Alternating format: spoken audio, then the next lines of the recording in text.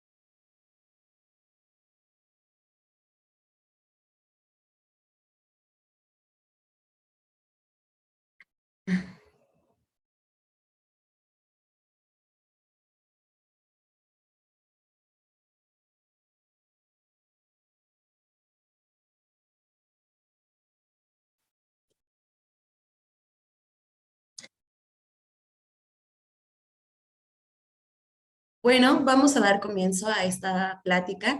Primero que nada, buenos días a todos los que se conectan el día de hoy, no solamente en México, también en Chile y en cualquier parte del mundo. Soy Kenia García Lara, abogada mexicana, egresada de la Universidad Nacional Autónoma de México, la UNAM. Y primeramente quiero agradecer a Mont Group por brindar estos espacios y hacerme partícipe de los mismos. También agradezco a las personas que nos brindan un poco de su valioso tiempo para poder participar en esta plática informativa. Quiero dejar en claro que el objetivo de ella es poder dar información a los empresarios, no solamente de Chile, sino de cualquier lugar, en el que tengan interés para poder iniciar negocios en México o con mexicanos. Para cumplir con esta plática, se tuvo a bien dividir la siguiente diapositiva en diversos temas, como los tributarios, lo laboral, en cuanto a migración también vamos a abordar pequeños puntos y pues en atención a la puntualidad de todas las personas que tienen la oportunidad de tener esta plática, vamos a dar comienzo con ella, misma que se titula Doing Business en México.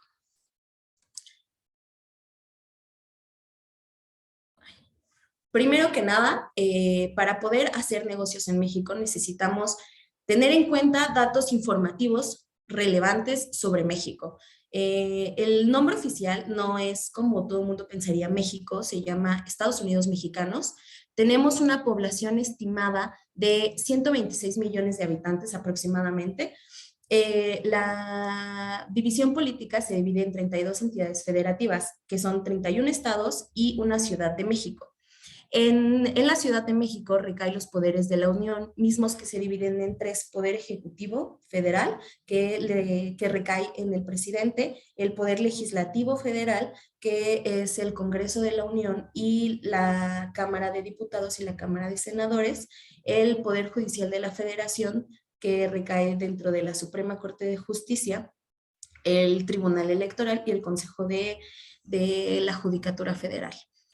Eh, en cuanto a su economía, el Producto Interno Bruto, que es el PIB, de México registró un avance del 3% en el 2022 respecto del nivel anterior, que es un crecimiento para la economía de México. Aunado a esto, conforme a la estadística del Instituto Nacional de Estadística y Geografía, el INEGI, México se proyecta ser la séptima economía más grande en el 2050, por lo que para los que participan y gustan ser empresarios, México me parece que es una buena oportunidad para realizar negocios aquí. Conforme a la población indígena, tenemos un aproximado de 23 millones, mismos que de esos 7.003.664 son hablantes de una de las 68 lenguas indígenas que se hablan aquí en el territorio nacional. Reitero, son datos informativos. Ahora, ¿cómo somos los mexicanos? No hay cosa que yo pueda decir más que estar muy orgullosa de mi país, de México, e invitarlos a realizar negocios dentro del territorio, pero yo consideraría que los mexicanos somos amables, confiados, honestos, y algo que los mexicanos valoran mucho de sus contrapartes internacionales es que sean tolerantes, amistosos, accesibles, comprensivos y educados. La cultura dentro de los mexicanos nos indica que los mexicanos acostumbran a cerrar los negocios en la mesa, mientras que conocen a su contraparte internacional o a su contraparte nacional, siendo que los mexicanos no realizan negocios con la empresa, sino con la persona. Buscan realizar o forjar una amistad con la persona con la que realizarán negocios. Por otro lado, los términos ahorita o espérame tantito, que supongo yo en algunos otros países es como de manera muy inmediata, aquí en México no necesariamente significan celeridad y eficiencia. Respecto, no sé si en algún momento a alguno de ustedes les ha tocado que algún mexicano les dice, sí, espérame tantito, pero no es de inmediato, sino llegan a pasar 1, 2, 3 horas, y eso no es porque a lo mejor el mexicano no le interese o no le importe, sino simplemente así estamos acostumbrados, es solamente la idiosincrasia que tenemos. Bueno, continuando, vamos a dar los conceptos de servicios y sus modalidades. Los servicios que son exportables son actividades intangibles y aprovechables dentro de México, cuando se prestan desde el exterior. La modalidad de los servicios que pueden prestarse a residentes mexicanos pueden ser 4, los esquematizan en 4. Transfronterizos de exportación, transferencia de consumidores mexicanos en el país local, establecimiento de presencia comercial en México o transferencia temporal de personal a México. De estos voy a profundizar en un momento cada uno de las modalidades de los servicios que se pueden prestar, y vamos a comenzar con el primero, que es transfronterizos de exportación. En esta modalidad, el propio servicio es el que cruza la frontera sin desplazar a ningún tipo de personal al país.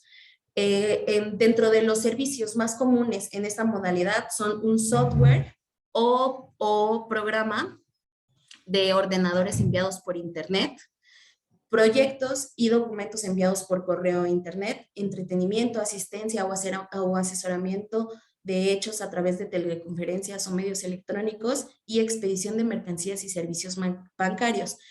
De esta tercera De la última, solamente es el servicio el que se brinda en el exterior. Es decir,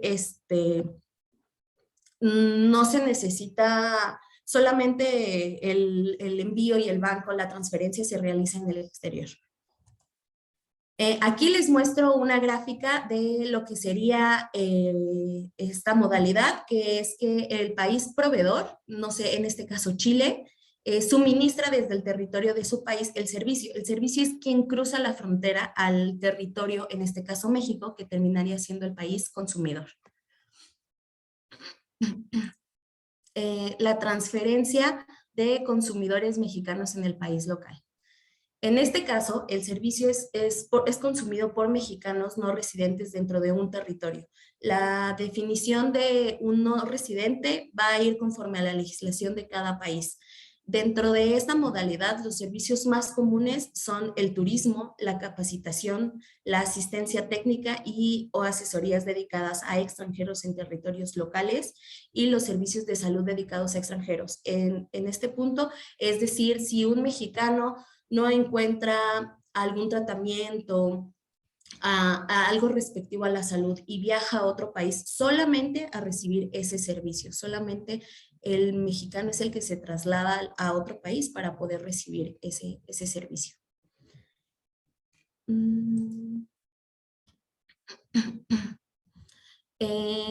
Bueno, en este caso vamos a hablar y vamos a andar un poquito más en el establecimiento de la presencia comercial dentro de México. Si el empresario por temas comerciales que decide instalarse dentro del territorio nacional o debido a que, y es lo más frecuente, que los clientes buscan la facturación local, puede en este caso establecerse y hacer presencia dentro de México. Se dan las entidades jurídicas más comunes son dos, que es la sucursal, que es la misma persona jurídica dentro del exterior, pero con reconocimiento de personalidad jurídica dentro de México, y una filial, que es una empresa con nacionalidad mexicana, pero con participación de acción extranjera.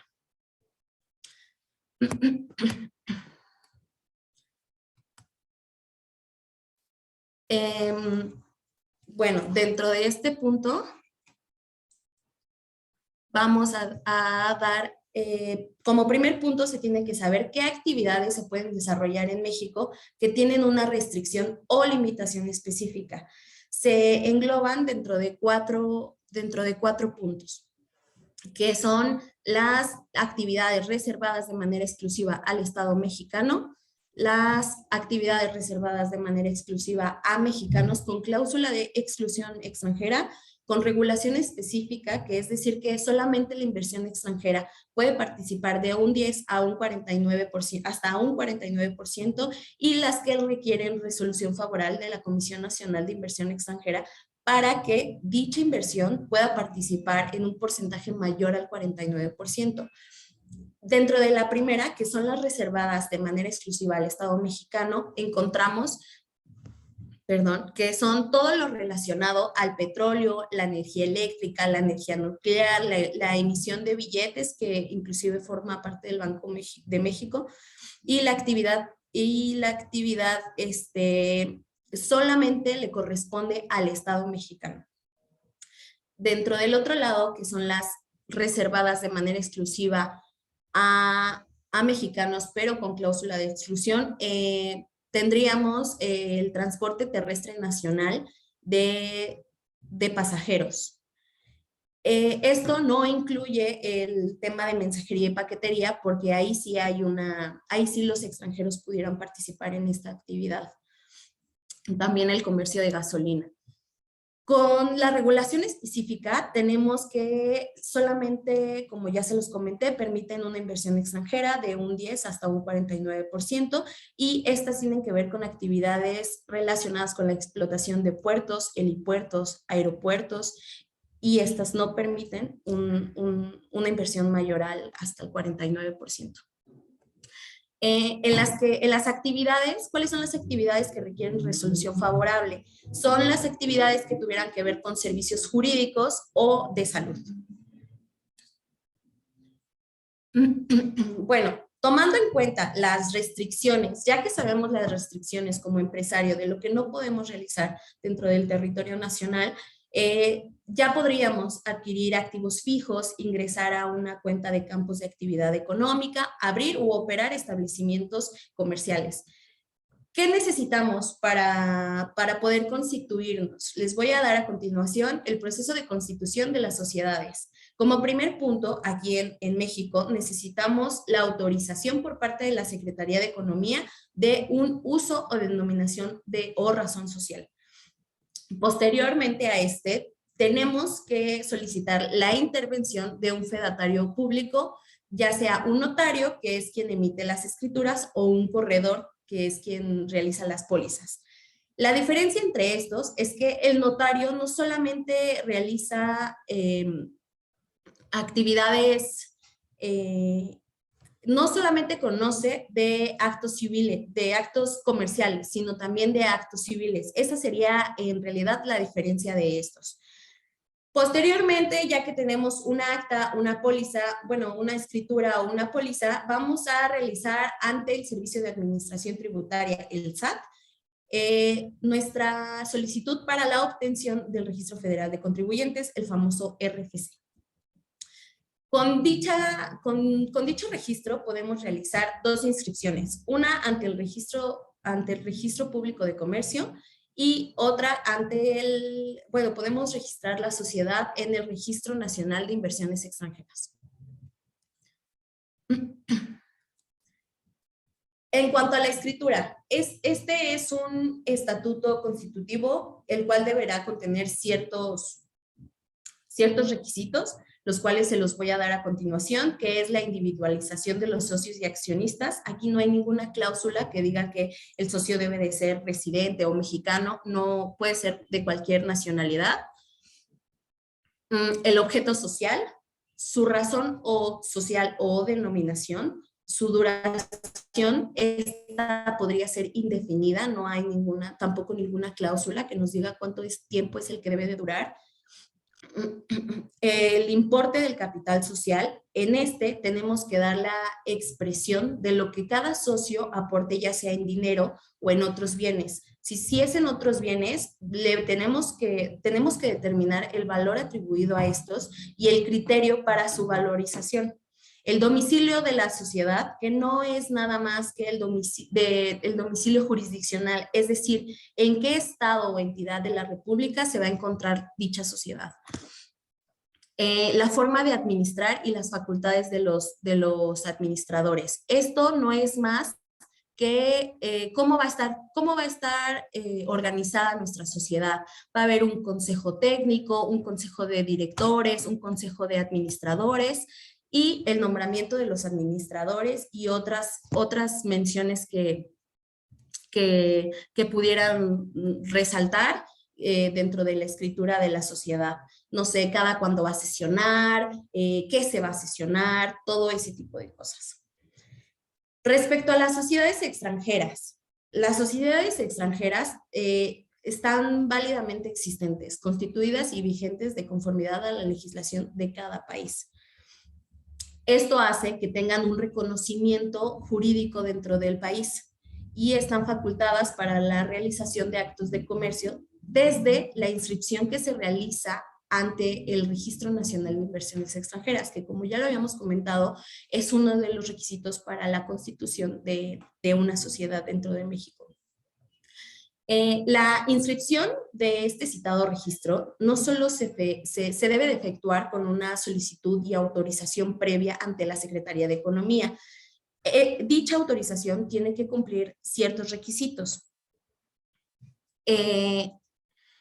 Me parece que tengo algunas preguntas. Si gustan, al final de la presentación podemos platicar acerca de estos temas para poder dar paso y continuar con dicha presentación. De todas maneras, todas sus preguntas serán contestadas al final de la presentación, y si quedara algún tema o alguna pregunta pendiente, con gusto dejo mis datos o podemos andar en otra plática.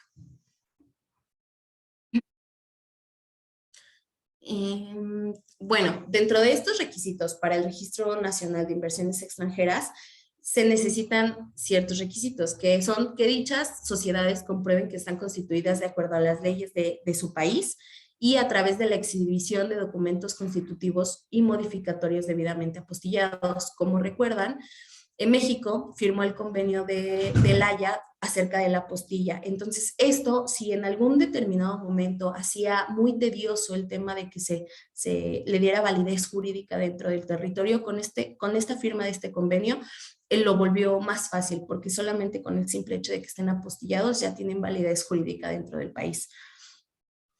Que el contrato social y demás documentos constitutivos de dichas sociedades no sean contrarios a los preceptos de orden público establecidos en las leyes mexicanas. Que tengan un representante domiciliado, y este tema acerca del representante posteriormente lo vamos ya a ver, autorizado para responder las obligaciones que contraigan.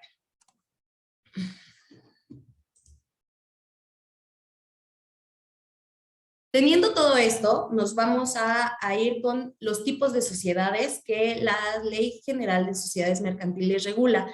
Esta ley da la apertura de 7 tipos de sociedades. Son la sociedad en nombre colectivo, la sociedad en comandita simple, la sociedad de responsabilidad limitada, sociedad anónima, que es la famosa SADCB, sociedad de comandita simple, comandita por acciones y sociedad cooperativa. Tenemos una que tiene una característica a diferencia de las otras, que nos pueden exigir 2 o más socios, la cual es sociedad por acciones simplificadas y puede tener único socio. Es el único requisito para poder ser único socio es que se debe de ser una persona física natural. Retomando el tema del representante legal, el representante legal de una sociedad en México es aquel que actúa en nombre y en representación de la misma. Para estos efectos, la legislación mexicana establece que el representante legal deberá ser residente en México o ser un mexicano. Ser mexicano o ser un extranjero con residencia en México. En el caso de que pudiera ser un extranjero en el que ejerzan funciones de administrador únicos o sean miembros del consejo de administración, no hay ningún tema en el que a lo mejor ese extranjero pudiera firmar algún contrato laboral, algún contrato de arrendamiento, no habría ningún problema. La única restricción que pone el Estado mexicano es que ante las autoridades de la administración pública tiene que sí o sí ser mexicano o ser residente en México. De allí en fuera no había ninguna restricción, y eso es lo que más interesaría en este punto. Por otro lado, pasando a la cuestión un poco más tributaria, tenemos los tipos de impuestos que se pagan aquí en México. De este modo los vamos a dividir en 3 categorías, que son los federales, que están dentro de todo el territorio nacional, los estatales, que es que cada entidad se encarga de hacer el cobro y la recolección de dichos impuestos, y los municipales.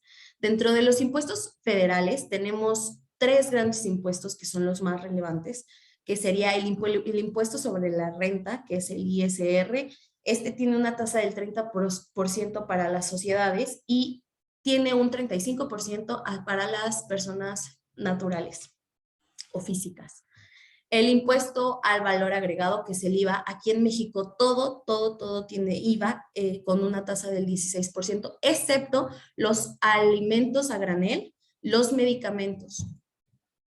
Y tenemos el impuesto especial sobre producción y servicios, que es el IEPS. Este impuesto se paga por la enajenación de bebidas con contenido alcohólico, cerveza, tabacos, diésel y o refrescos, ya sean bebidas hidratantes o rehidratantes.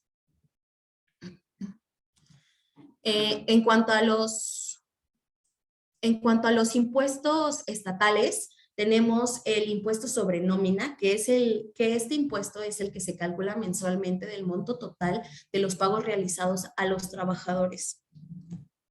El impuesto sobre diversiones y espectáculos públicos y el impuesto por la prestación de servicios de hospedaje.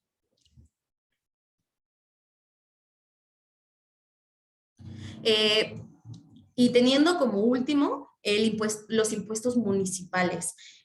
Dentro de las entidades, o sea, si el territorio mexicano a su vez está dividido geográficamente por entidades federativas, estas a su vez también están divididas por municipios o alcaldías, lo que antes era llamado delegaciones. Estos impuestos nos dan este órgano que son los municipios, tienen la facultad de recaudar los impuestos como el predial, el impuesto sobre adquisición de inmuebles y transmisión, que es el ISAE, que se da cuando se compra o se enajena o se vende bienes inmuebles, el impuesto para el fomento deportivo y la educación y el impuesto del fomento turístico, el impuesto sobre asistencia de juegos permitidos y espectáculos públicos, el impuesto para el mantenimiento y la conservación de las vías públicas, el impuesto por alumbrado público, etc. Dentro de las obligaciones fiscales que tenemos ante el Servicio de Administración Tributaria, la primera de ellas es registrarse con el Registro Federal del Contribuyente y mantener los datos actualizados. Es decir, si nuestra sociedad cambia de domicilio, de representante, todo eso lo tenemos que hacer, informar a la autoridad. Expedir comprobantes fiscales, llevar una contabilidad, presentar declaraciones y pagos mensuales, tanto como las declaraciones anuales, efectuar las retenciones de ISR e IVA que correspondan y enterarlas. Emitir el estado de posición financiera e inventario de las existencias, determinar el monto de la PTU, que es la participación de trabajadores en las utilidades, que posteriormente también en el marco laboral vamos a hablar de este tema, presentar el aviso al SAT de préstamos y aportes de aumento de capital en un futuro. Teniendo también, siguiendo con el tema un tanto tributario, vamos a tener que la Secretaría de Hacienda y Crédito Público marca como actividades vulnerables, y esto se da por la situación que tenemos dentro del país, con el fin de prevenir y detectar actos y operaciones que involucren recursos de procedencia ilícita. Esto es decir, las actividades consideradas como vulnerables y que se pudieran dar por una procedencia de recursos ilícita. Estas son las vinculadas a la práctica de juegos con apuesta, concursos y sorteos, la emisión o comercialización habitual o profesional de tarjetas de servicios de crédito prepagadas y de todas aquellas que constituyan un instrumento de almacenamiento con valor monetario. La emisión o comercialización habitual o profesional de cheques de viajero, el ofrecimiento habitual o profesional de operaciones de mutuo, de garantía o de otorgamiento de préstamos y créditos, con o sin garantía, no importa, la presentación habitual o profesional de servicios de construcción o desarrollo de bienes inmuebles, la comercialización o intermediación habitual o profesionalización de metales preciosos, piedras, joyas o relojes con un valor muchísimo más costoso, la subasta o la comercialización habitual o profesional de obras de arte, la comercialización o distribución habitual de vehículos nuevos, usados, aéreos, marítimos, terrestres, cualquier clase de vehículos, cualquier clase de comercialización de vehículos que se pudiera realizar como actividad, la Secretaría de Hacienda y Crédito Público la considera como vulnerable. La actividad que tenga que ver con blindaje de estos mismos vehículos también se considera vulnerable. La prestación habitual de la custodia de dinero o de valores. Dentro de la prestación de servicios profesionales de manera independiente, sin que tenga que ver ningún tipo de relación con el cliente o una relación laboral, nos dice que este tipo de prestaciones que se pueden llevar en su nombre o en representación del cliente se tomarán como actividades vulnerables para la Secretaría de Crédito y Hacienda.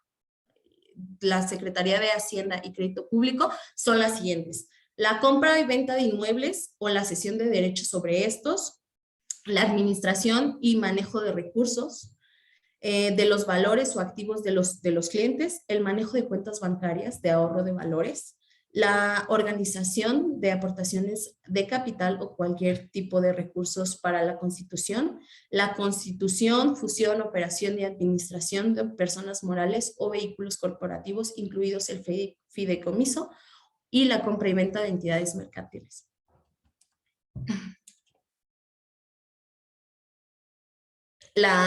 Así como la prestación de servicios de fe pública, tratándose de notarios públicos y corredores públicos, también ellos tienen ellos se consideran como actividades vulnerables.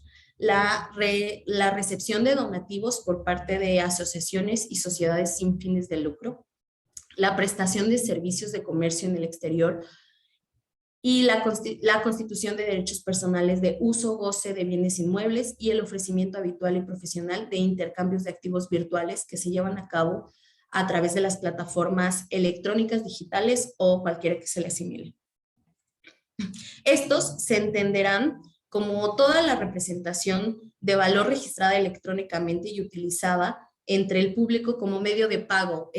Aquí se podría entender las famosas Bitcoin, las famosas monedas electrónicas. Esas también se consideran actividades vulnerables para la Secretaría.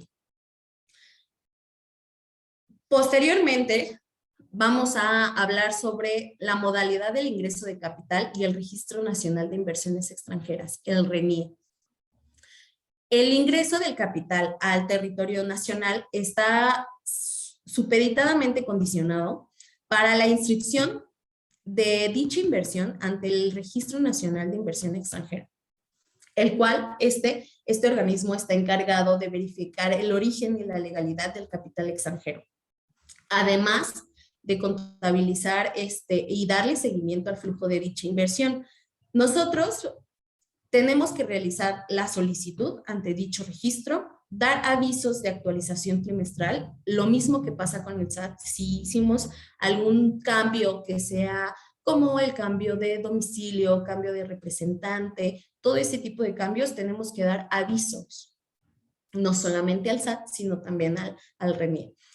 El informe económico anual, que es como un tipo de renovación de inscripción, y en dado caso en el que se termine esta inversión, esta sociedad, se va a dar en la cancelación de dicha inscripción.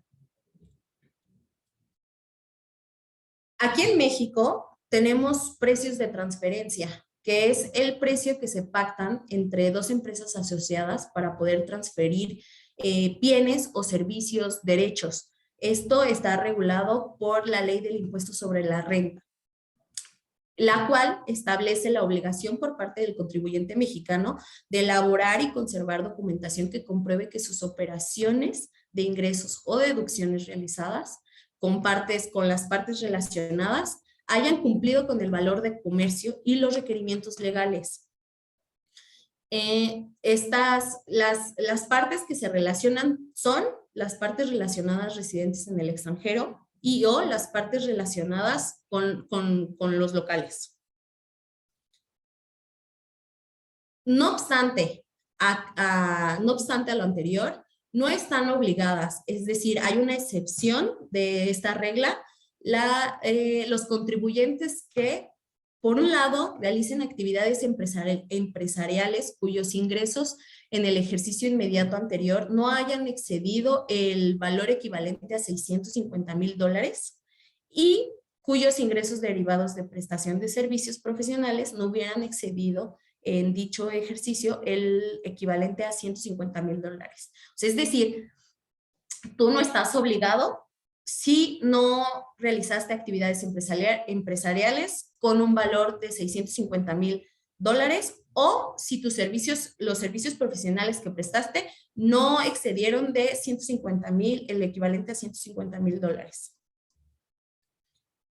Existe una excepción que son que los contribuyentes que aún sin rebasar los ingresos establecidos en los incisos anteriores se encuentran sí o sí obligados a cumplir con esa disposición, ya que se presumen que se lleva a cabo operaciones con sociedades o entidades sujetas a regímenes fiscales preferentes, que son los llamados paraísos fiscales. En esta excepción no los exenta por completo de las obligaciones en la materia, ya que en el caso de una revisión por parte de la autoridad fiscal, deberán demostrar que con dichas operaciones efectuadas fueron con el principio de valor de mercado, es decir, que no se dieron menor a ese valor y que no se está teniendo no estás teniendo operaciones con régimen fiscal preferente. Vamos a hablar de la aplicación del CDI. En este caso, tomaré yo el país Chile con México. Por los impuestos que se graban, por la parte de Chile tenemos los impuestos comprendidos en la ley sobre el impuesto a la renta y por parte de México tenemos los impuestos que se dan sobre la renta federal, ¿no? Que es lo mismo, solamente que uno es chileno y la otra es mexicana. De los dividendos corresponde el 15% del importe bruto de los dividendos puestos a disposición de una sociedad accionista que posea a lo menos el 20% sobre las acciones que ésta está pagando de los dividendos.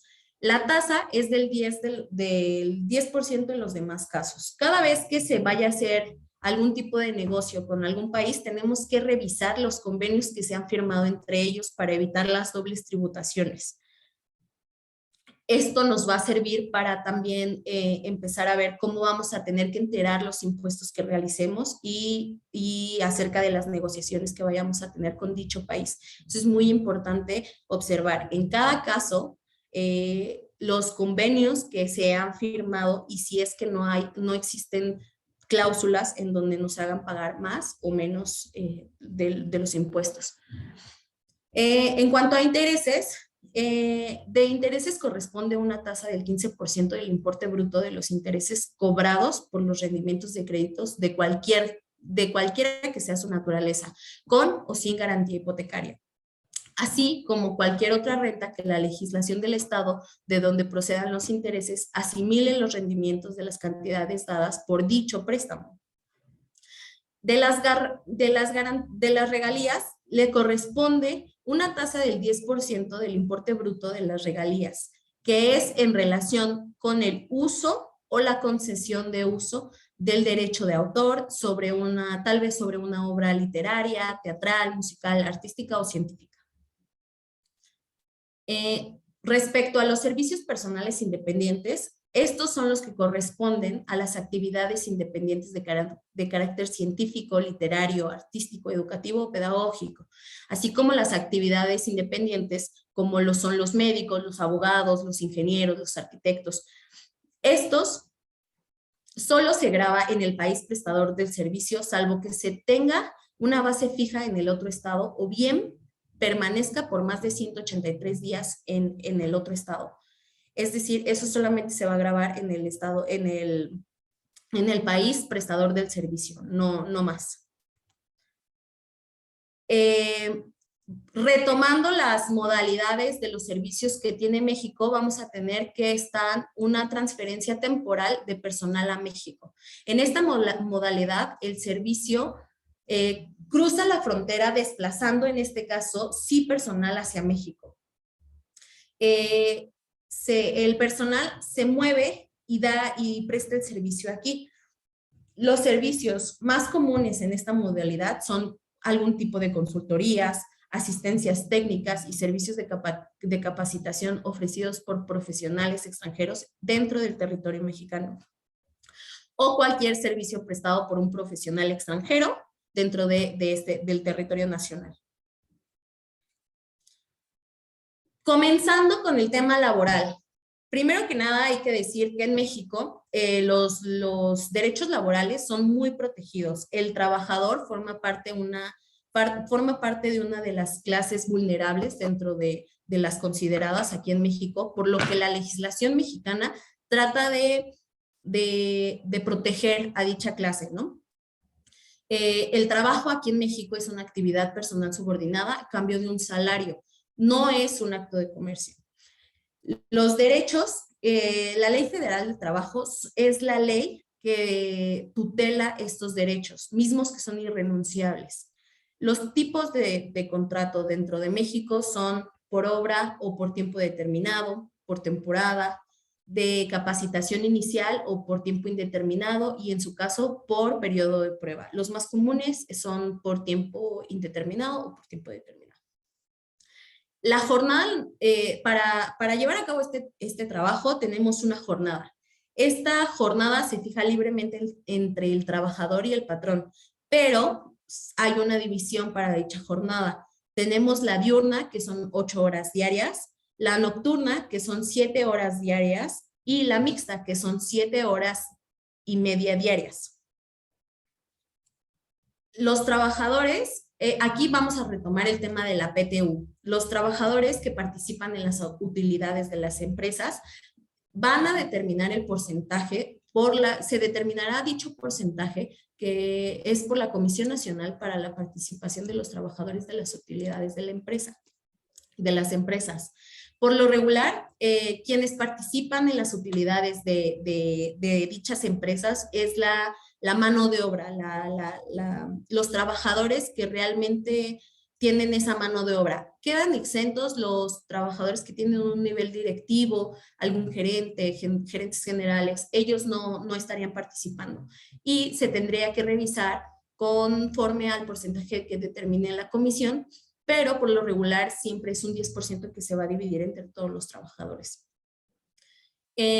Otra de las prestaciones son que los trabajadores tendrán derecho a un aguinaldo anual equivalente a, como mínimo, 15 días de salario. Ya es una cuestión independiente del trabajador, del patrón, cuánto es lo que va a asignar para el aguinaldo. Por otro lado, en México no existe el régimen de subcontratación. Este quedó derogado hace aproximadamente 2 años, es decir, ya se regularizó todo este tipo de actos debido a lo que era el famoso outsourcing. Eso ya aquí en México ya quedó derogado. Por parte de los trabajadores pueden asociarse a sindicatos teniendo como un mínimo de 20 trabajadores. Respecto a la cuestión migratoria, en toda empresa o establecimiento, el patrón deberá emplear un 90% de trabajadores mexicanos y solamente se podrá contratar a un 10% de trabajadores extranjeros. Esto no es aplicable para los directores, administradores, gerentes generales, alguien que ya tuviera un nivel más alto. Respecto a las categorías de técnicos y profesionales, la mayoría de los trabajadores deben de ser mexicanos, salvo que el trabajador tuviera algún tipo de especialidad y en México no existiera o no encontrara dicha especialidad, el patrón pudiera contratar extranjeros. Igual es lo mismo, no debe de exceder del 10% de la planilla de trabajadores que tuviese. Y tendrá la obligación solidaria de capacitar a los trabajadores mexicanos que ya tuviera para que ellos se especialicen en esa rama que el patrón necesita. También, por otro lado, para poder contratar a extranjeros, se necesitan realizar diversos trámites. Por un lado, el patrón, la sociedad, la empresa, necesita contar con una constancia que le acredite ser empleador de extranjeros. Dicha constancia la regula el Instituto Nacional de Migración. Se necesitan diversos trámites, diversos requisitos que son el acta constitutiva, el representante legal, que es justo lo que comentábamos, que debe de ser mexicano y él es quien debe de realizar el trámite. Y ya teniendo esa constancia que te autoriza dar trabajo a extranjeros, ya pudieras llevar a cabo una oferta de empleo hacia el trabajador extranjero que tú quisieras traer al territorio mexicano. Dicho trabajador debe de contar ya sea con una visa con permiso de actividades remuneradas o o con una visa con permiso de empleo. Igual todos esos trámites se llevan ante el Instituto Nacional de Migración y el trabajador, por su lado, tendría que hacer una entrevista en el consulado mexicano de cualquier lugar del mundo donde hubiera un consulado mexicano. Respecto y retomando la cuestión laboral, la integración mínima del salario en México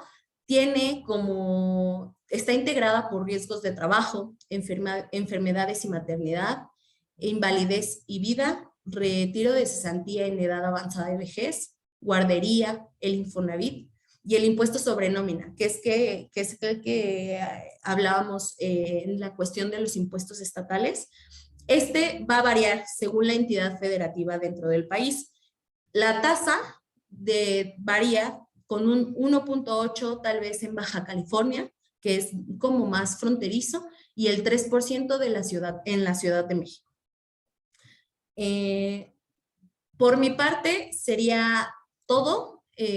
No tengo nada más que agradecer la presencia de todos y cada uno de ustedes por brindarme un poco de su tiempo y el objetivo de estas pláticas es poder dar pláticas informativas acerca de lo que sería hacer negocios en México. Si tuvieran alguna duda, con gusto la puedo contestar. En la pantalla van a aparecer las oficinas donde tiene presencia, que no solamente es en México, sino la mayoría de América Latina, ya tienen presencia en Estados Unidos, Canadá. Dichas pláticas se hacen con el objetivo de dar inicios y dar comienzos a la inversión extranjera dentro del país que nos encontramos. Voy a esperar un segundo para ver si tuvieran alguna otra pregunta y poder contestarlas.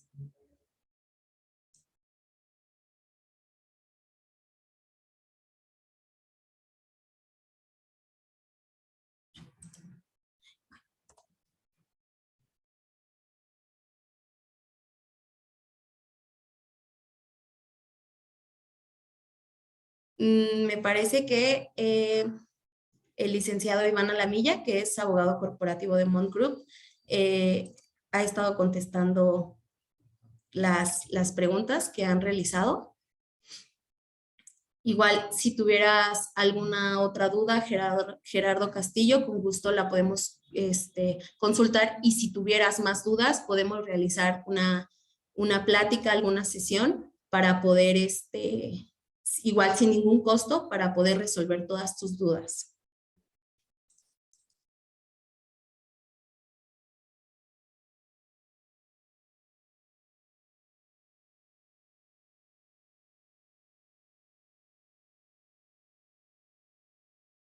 Claro, el Liceu Lima comenta que desafortunadamente está en la carretera y no puede participar según lo programado, pero claro que te podríamos enviar la presentación.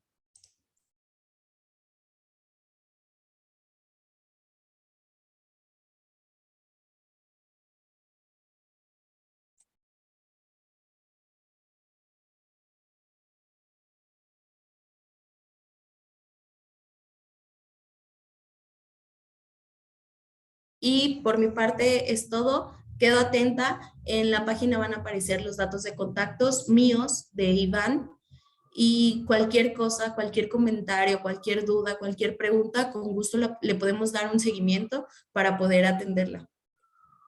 Y por mi parte sería todo. Muchas gracias. Que tenga muy bonito día. Sí, claro, Gerardo. A todos se las podemos enviar.